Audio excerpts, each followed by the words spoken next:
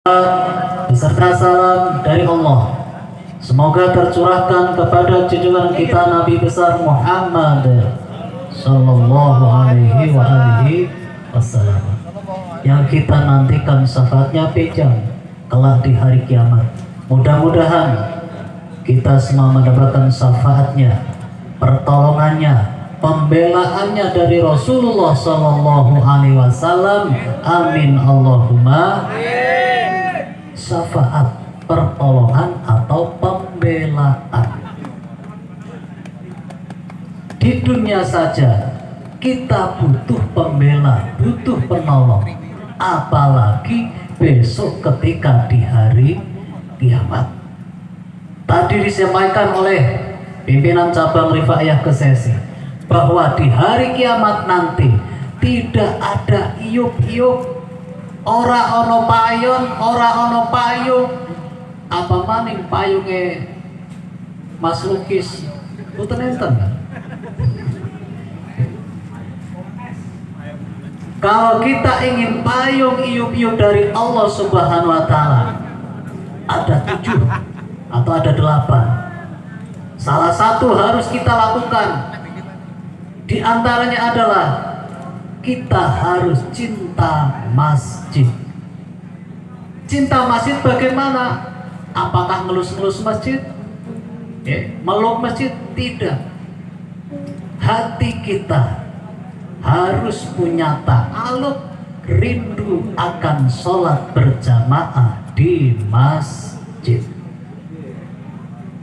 Saya yakin para pemuda Amri, rekan-rekan Amri, sholat ya sholat 5 waktu, 1 hari 1 malam, 17 rakaat.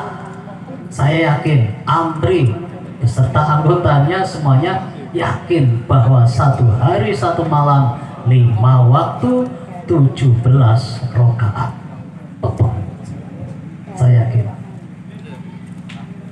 Yang saya ragukan, apakah di antara Amri atau di antara kita semuanya sudah menjalankan sholat 5 waktu 1 hari 1 malam, minimal berjamaah sampai 3 kali dalam sehari.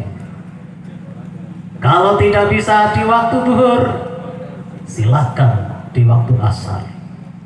Kalau tidak bisa di waktu asar, silahkan di waktu maghrib. Kalau tidak sempat di waktu maghrib, silahkan di waktu isya. Kalau tidak bisa duhur, tidak bisa asar, tidak bisa maghrib, tidak bisa isya, silahkan di waktu subuh. Tapi saya yakin juga di waktu subuh. Ya, saya lebih yakin lagi kalau banyak di antara kita yang tidak sholat berjamaah di masjid atau musola. Karena apa? Zaman sekarang, zaman sakniki, iku luwih mentingaken kepentingan pribadi ketimbang dateng ilahi. Jajal kang saiki ono Copa Amerika, ana Euro Eropa kang. Mainnya jam 2 bengi. Nek perpanjangan waktu tambah 15 menit ping pindho.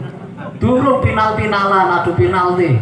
Tekane subuh, urung subuh jam 4 muncul. Turu. Niku sinten? Nggih sinten-sinten kemawon sing lakoni. Moga-moga saya yakin sebagai Amri santri Rifaiyah tetap menjalankan perintah sholat dengan semampunya, asal jangan ditinggal sama sekali. Karena meninggalkan sholat adalah dosa besar.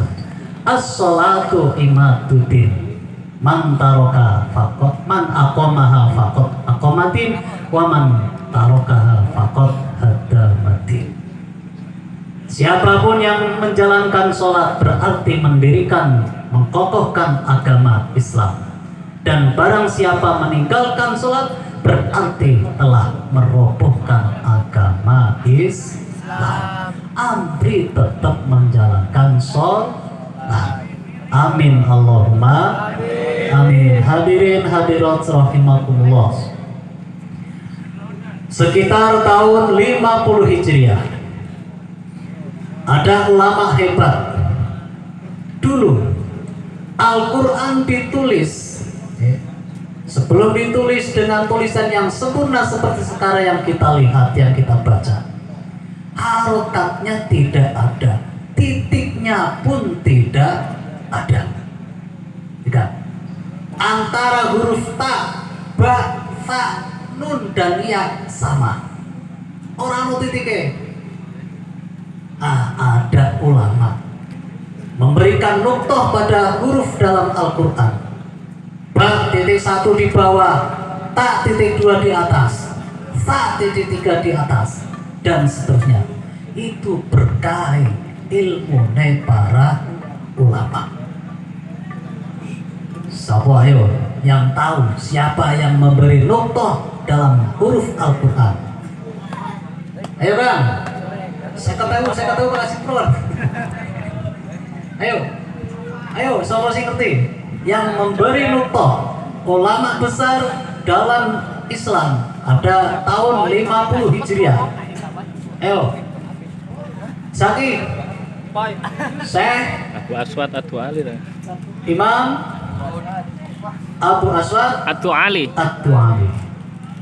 Berkah dari beliaulah, dari ilmu beliaulah, Al-Quran, huruf Al-Quran diberi titik, tak titik 2 di atas, bak titik 1 di bawah, dan seterusnya. Kalau tidak ada titik, kita tidak bisa akan membaca Al-Quran dengan benar. Sudah ada titiknya, za dan dal beda. Sudah ada titiknya, ta dan ya beda. Itu pun belum cukup. Karena apa? Zaman sekarang, dulu orangnya pinter-pinter. Harokate orang, titik orang iso moco kan. Dulu Pak. Sudah ada titik. Ingat kesini zaman 190 Hijriah baru diberi harokat. Nek orang harokate kan, Bapak Ibu ingkang kula muliakan. Kadang-kadang yang seharusnya dibaca dhammah dibaca kasroh, kadang-kadang yang seharusnya dibaca kasroh dibaca fathah, dan sebagainya. Ada ulama besar yang berkah ilmunya memberi manfaat kepada kita semua dengan memberi harokah. Ada fathah, ada kasroh, ada sukun, dan ada tasdid. Dengan demikian membaca Al-Quran lebih mudah. Itu pun tidak cukup. Siapa yang membuat harokat pada Al-Quran atau bahasa Arab? Ayo, siapa? Singgoti saya ketahui maning. Oke, Pak pimpinan ranting kesenian, Pak Tim, ayo. Saya ketahui raiso. Satu saya Islam. Ayo. Nek ora ana sing ade-ade sing iso, sing tuwa-tuwa maju.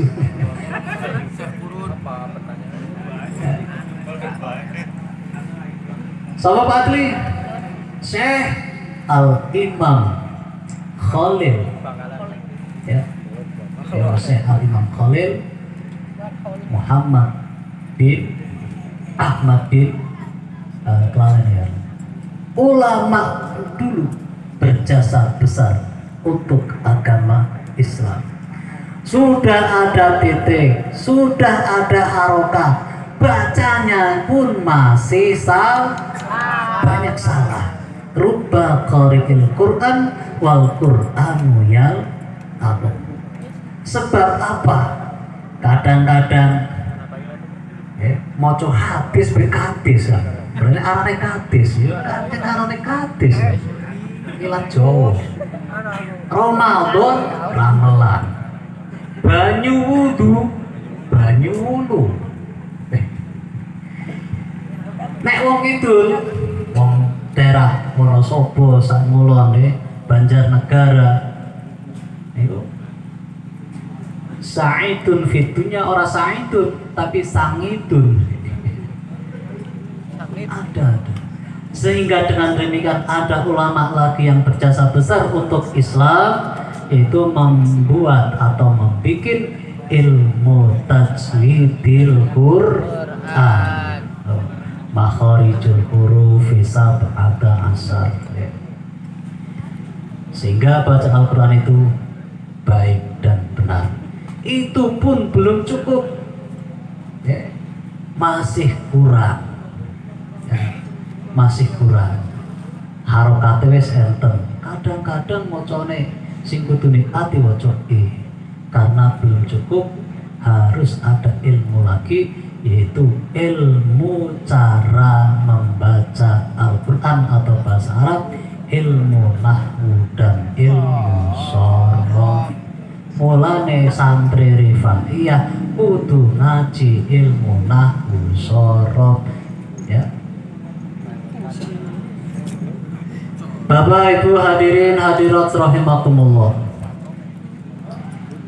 kembali kepada zaman dahulu, pada sekitar tahun 1150 Hijriah, ada ulama besar yang berjasa kepada kita, kepada agama kita, yaitu yang pertama Imam dalam Usuluddin.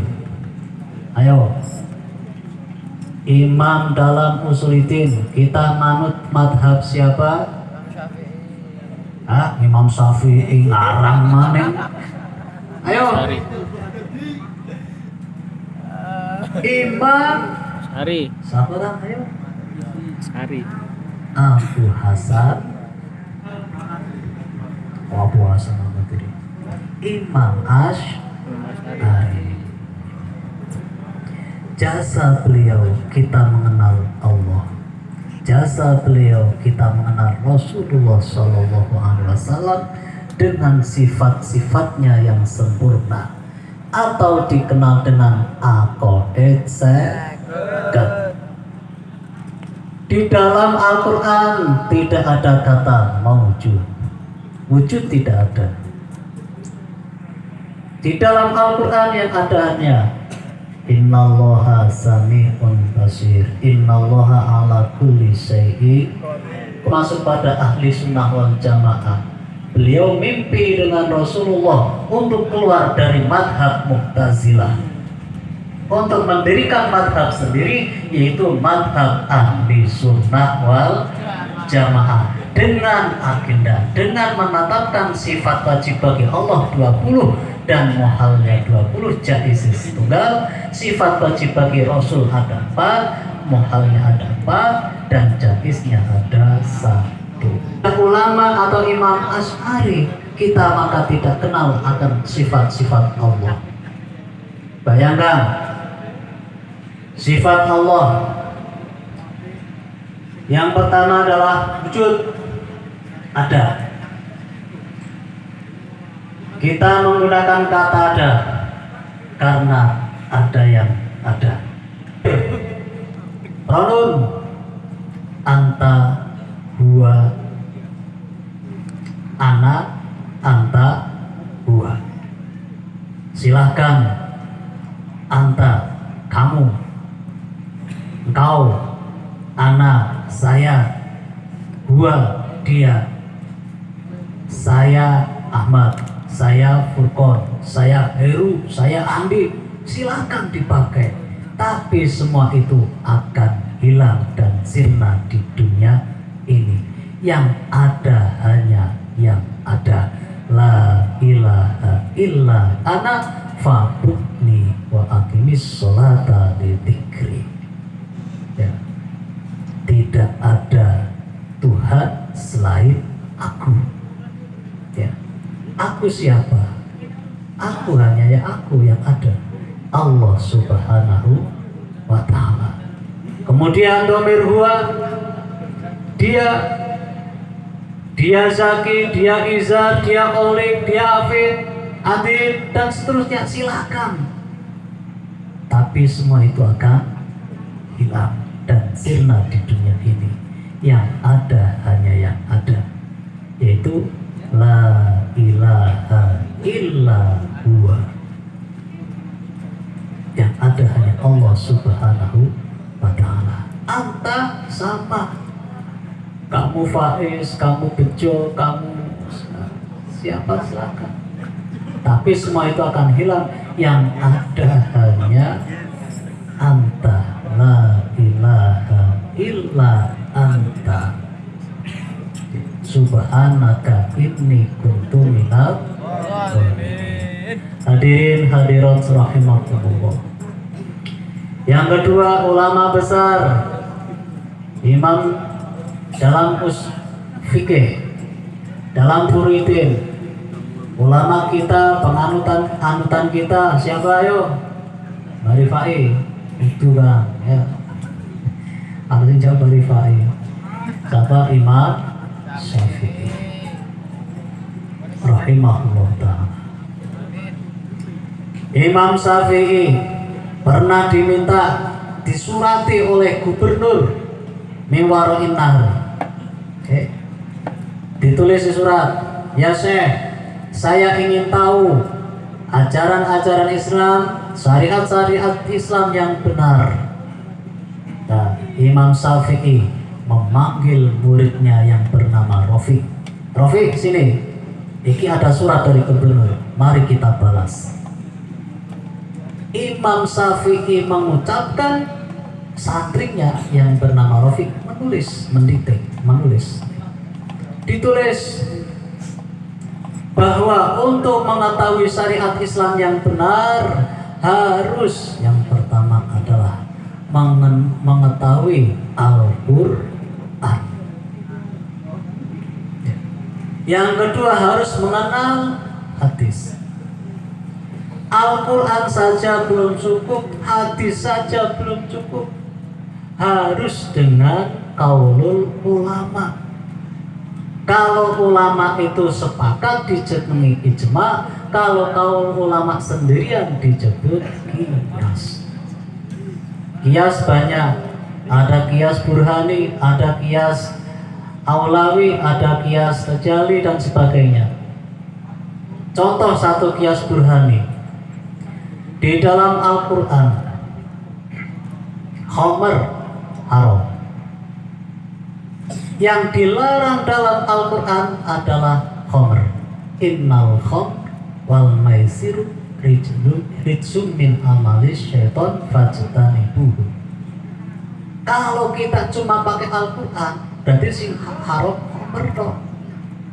Lanek bak nyamuk campur apa kayak Baiklah, tidak ada hadisnya, tidak ada Al-Qurannya, sehingga butuh namanya qiyas. Jenenge qiyas burhani. Artinya apa? Sesuatu yang memabukkan berarti haram. Iki jenenge qiyas burhani. Ada lagi qiyas aulawi. Di dalam Al-Quran disebutkan, wala taqul lahuma uffin. Jangan kamu katakan yang kasar terhadap kedua orang tua. Jadi nek jenengan atau saya atau siapapun, kalau kita marah, kita tinggal datang ke orang tua kasar. Tapi kalau mukul, Al-Quran tidak ada, hadisnya tidak ada. Di situ kita butuh yang namanya qiyas. Kalau bentak saja haram, tidak boleh. Berarti kalau mukul, boleh, lebih. Terus ada contoh lagi, wala taqrabuz zina. Sing ora oleh perke. Nek zinane gak oleh, ya lebih boleh. Jangankan mendekati, jangankan berzina, mendekat saja sudah tidak boleh. Para bapak, para ibu, hadirin hadirat, hazakumullah ta'ala bitaati. Yang selanjutnya ada ulama lagi yang ketiga dalam masalah ilmu tasawuf. Ayo, panutan kita ilmu tasawuf siapa? Imam Ghazali, Abu Hasan Al-Maturidi atau Imam besar. Kita dengan jasa beliau kita mengenal tata cara kita berkata dengan baik, tata cara kita beribadah dengan khusyuk dengan baik, tata krama mengibadah bergaul sesama teman dengan baik. Itu adalah kitabnya adalah atau panduannya adalah kitab tasawuf. Kalau tidak ada ulama yang berjasa besar, kalau tidak ada ulama yang mengarang kitab, maka kita tidak akan bisa menjalankan syariat dengan benar. Al-Quran bahasa Arab sudah diberi titik, sudah diberi harokat, wis dikai nahwu sorof, wis dikai tajwid, itu pun masih belum cukup.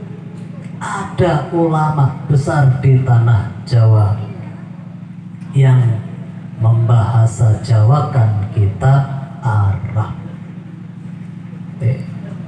Alhamdulillah. Itu pun jarene wong saiki isi angel wong bahasane Jawa. Jalo dibahasake Indonesia. Wis dibahasake Indonesia isi aja gurung bisa.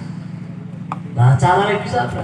Kita harus belajar dan tetap mengaji agar tetap bisa menjalankan syariat agama dengan benar. Nabi Muhammad, Nabi Muhammad, Nabi akhir zaman, bersinar abadi sampai kiamat. Nabi Muhammad, mataharinya dunia, bersinar abadi sampai kiamat. Nabi Muhammad, Nabi pertama di tengah kulita. Nabi Muhammad, Nabi beriman cahaya di atas cahaya. Walau muslimin muslimat sampai salat zakat. Ya Rabbi sholli ala Rasul Ibu Siruna. Ya Rabbi sholli ala Rasul Ibu Siruna. Al-Anbiya wal Mursalin Al-Qurri Masman Awala Al-Qurri Masman Awala Al-Qurri Masman Awala. Terima kasih Bapak Ibu hadirin al-Qadr yang sangat kami hormati. Tadi ada Al-Quran yang saya baca. Innal ladzina qalu rabbunallah tsumma istaqamu tatanazzalu 'alaihimul malaikatu alla takhafu wa la tahzanu wa abshiru bil jannati allati kuntum tu'adun. Orang-orang yang mengucapkan Allah Tuhanku, kemudian dia istiqomah dalam ucapan tersebut. Arti dalam istiqomah adalah menjalankan perintah-perintahnya dan menjauhi larangan-larangannya. Kalau kita boleh katakan, orang yang mengatakan Tuhan saya Allah kemudian dia istiqomah dalam perkataannya itu adalah orang yang kuat imannya serta beramal soleh. Amal soleh banyak sekali, tetapi amal soleh itu juga harus disertai dengan pengetahuan yang cukup. Tidak sembarangan beramal tapi tanpa ilmu. Kemudian pahala daripada orang yang mengatakan Tuhanku Allah kemudian dia istiqomah dalam perkataannya adalah tatanazzalu 'alaihimul malaikah, malaikat akan turun memberikan ucapan gembira kepada orang tersebut. Ahli tafsir dikatakan Imam Tabari dalam kitabnya bahwa orang yang dituruni malaikat pada hari itu adalah ketika dia menjelang wafat. Malaikat berkata, la tahzan wala la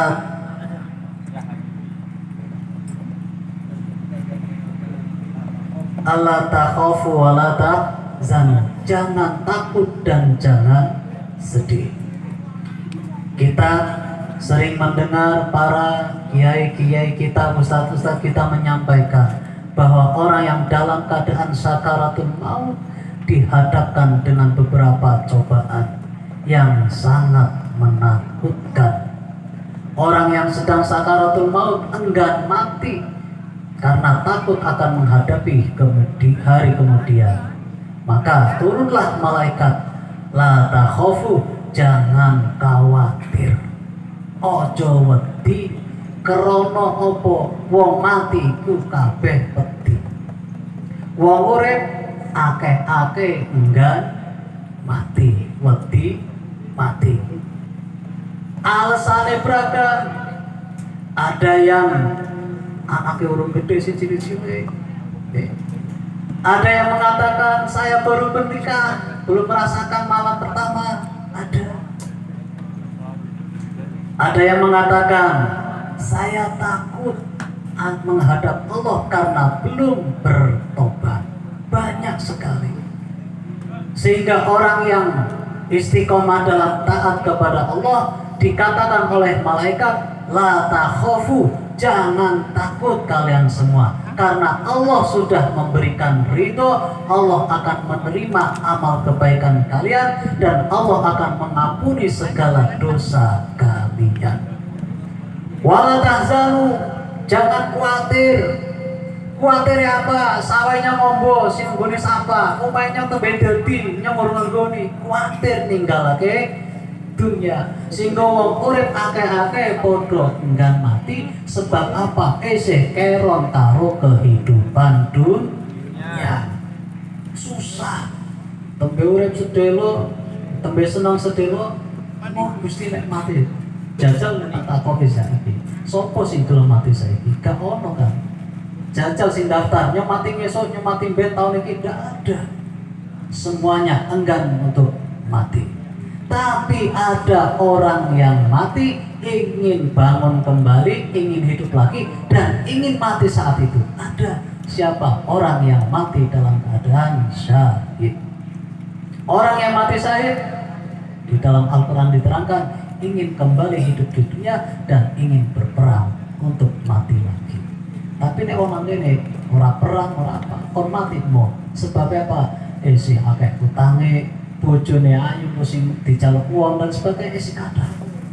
Mulane wong sing istiqomah angenipun netepi syariat agama dengan benar dituruni oleh malaikat, Allah takhafu wa la tahzanu wa abshiru bil jannati allati kuntum tu'adun. Wa abshiru, bahagialah. Bahagialah kalian semua, wong sing arep mati saiki.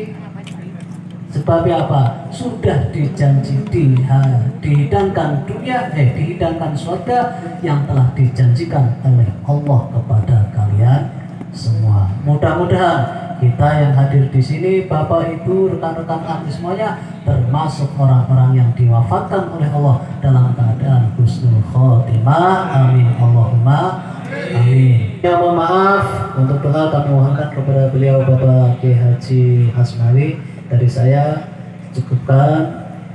Wallahu muwaffiq ila aqwamit thoriq. Assalamualaikum warahmatullahi wabarakatuh.